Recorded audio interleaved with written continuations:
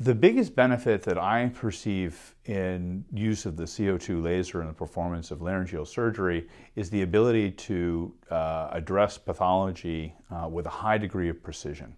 The ability to treat a lesion with little or no blood loss, with excellent dissection of tissue planes, and similar in many ways to the use of other hot instruments, similar to a hot knife, for example, which I've used in neck dissection, where you can cut tissue in a very precise fashion with almost no bleeding, and allows you to see the tissue planes more discreetly and identify the pathology to treat it more precisely.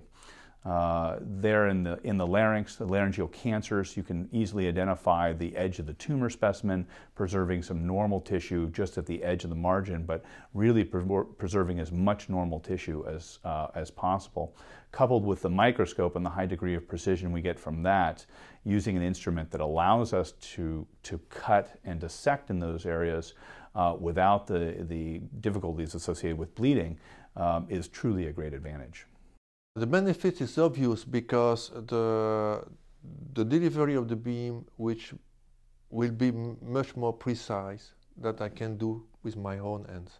When you have a line of incision and you have the beam running along the line, it's much more precise in the delivery of the energy, and it's faster than I can do myself with my own hand.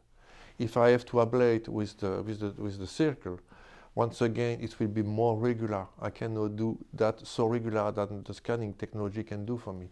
So it's a benefit. So for me, it's not an accessory anymore. It's part of the unit.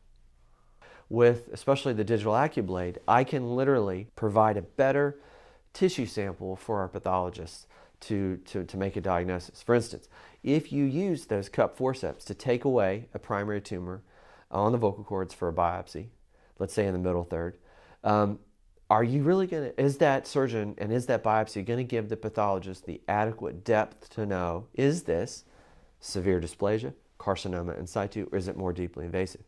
In the old days, when we didn't have great technology to literally go layer by layer from top to bottom, we just want to do as little as possible to get that biopsy and not injure the vocal ligament, to leave the lamina propria, etc. alone. But the problem with that is we're foreshortening our biopsy. What if that cancer just simply stopped there and all we're really dealing with is a superficial tumor? We haven't actually explained to the pathologist that it may go deeper than that or not, and the biopsies themselves are not really representative of the cancer.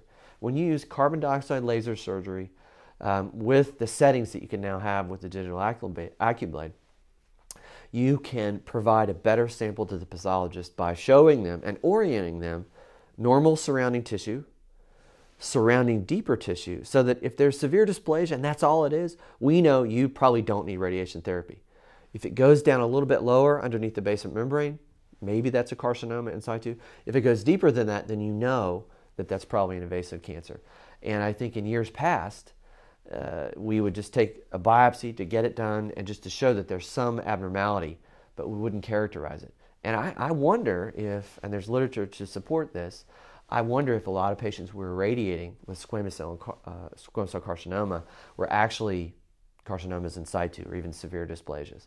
And I think by having a better tool for our diagnostic procedures, not only can we provide better information for the truly invasive cases, but for the minimally invasive cases, we can, at the time of the biopsy, take care of the entire tumor. And I think that adds significant patient value.